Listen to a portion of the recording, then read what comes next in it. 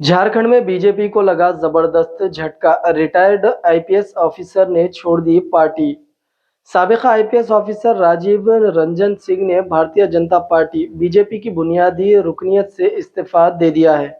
उनका यह इकदाम झारखंड में टिकटों की तकसीम के दौरान पार्टी में बढ़ती हुई अखराबा परोरी के खिलाफ एहतजाज के तौर पर सामने आया है। इस वाक़ये ने सियासी हलकों में खलबली सी मचा दी है।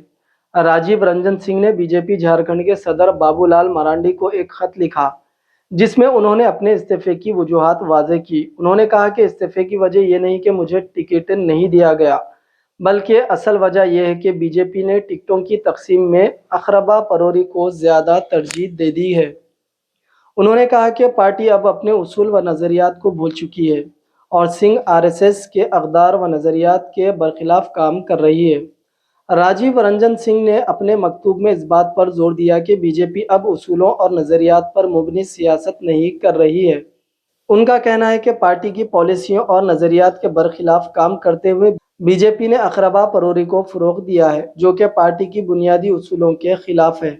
रिटायर्ड आईपीएस ऑफिसर की जानिब से आयद करदा इल्ज़ामात पर पार्टी छोड़ देना झारखंड में जाफरानी जमात के लिए एक झटके से कम नहीं है।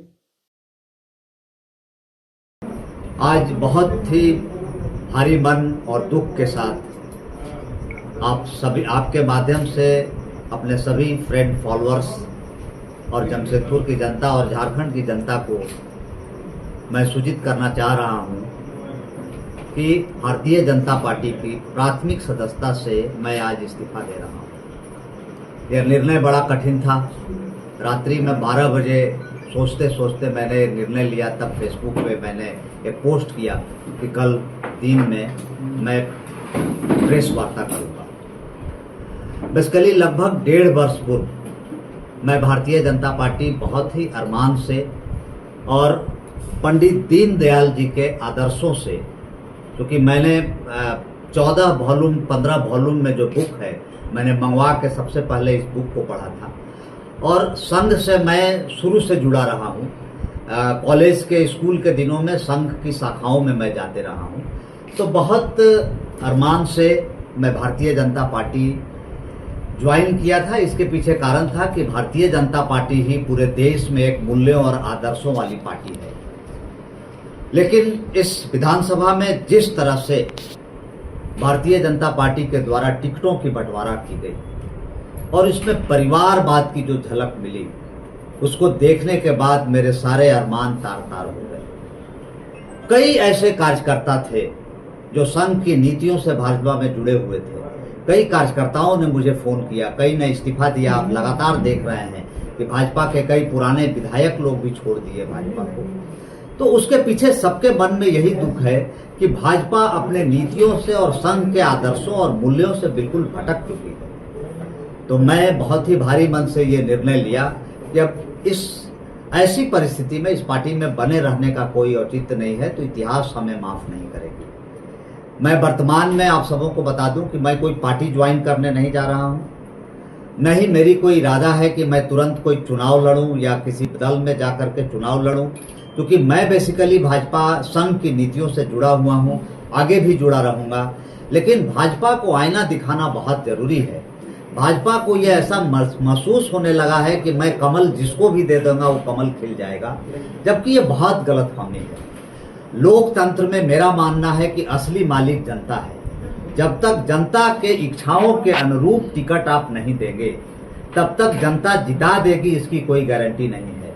इसी शहर में 2019 में आपने देखा है कि एक मुख्यमंत्री चुनाव हारे हैं। उस चुनाव को अभी तक हम लोग भूल नहीं पाए हैं कि मुख्यमंत्री रहते हुए सिटिंग मुख्यमंत्री इस चुनाव को हारे हैं। और अगर वही गलतियों को हम फिर से दोहराएंगे तो शायद हम अपनी पुरानी गलतियों से सबक नहीं लेंगे। ऐसा कहने में मुझे कोई दुख नहीं हो रही है। इसलिए मैं छोड़ने के बाद भाजपा, मैं आप सबसे ये कहना चाहूँगा कि मैं उन तमाम लोगों को सलाम करता हूं जिसने इस परिस्थिति में भाजपा को छोड़ने का निर्णय लिया है, क्योंकि मैं इकलौता व्यक्ति नहीं हूं। ऐसे कई लोग हैं जो भाजपा को अभी वर्तमान परिस्थिति में छोड़े हैं। लेकिन कई लोगों का स्वार्थ है कि वो छोड़े जाके जेएमएम ज्वाइन कर लिए या कहीं से टिकट के लिए दौड़े। मैं उस स्वार्थ से बिल्कुल परे हूं। मैं एक आईपीएस ऑफिसर रहा हूं। 32 वर्षों तक इस राज्य में और बिहार प्रदेश में काम करने के बाद मैं अपने 6 जिलों के एसपी रहने के दौरान कई कठोर निर्णय लिया। कई कठोर निर्णय, मुझे याद है कि मैं जब सिमडेगा में एक विधायक और जो पूर्व मंत्री थे उनको गिरफ्तार करना था, तो उस समय मेरे सामने बहुत विकट समस्या आई थी।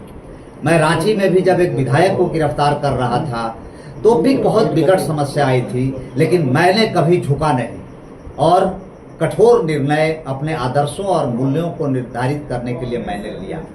आज मैं कहना चाहता हूं अपने तमाम समर्थकों को कि इस विधानसभा चुनाव में मैं वैसे लोगों का प्रचार जरूर करूंगा जो भाजपा के समर्पित कार्यकर्ता हैं और इन नीतियों के खिलाफ में खड़ा होकर के चुनाव निर्दलीय लड़ रहे हैं।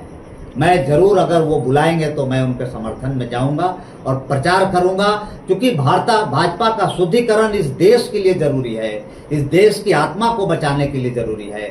भाजपा शुद्ध होगा तभी भारत देश का नव निर्माण होगा और भारत देश में एक नई संस्कृति आएगी।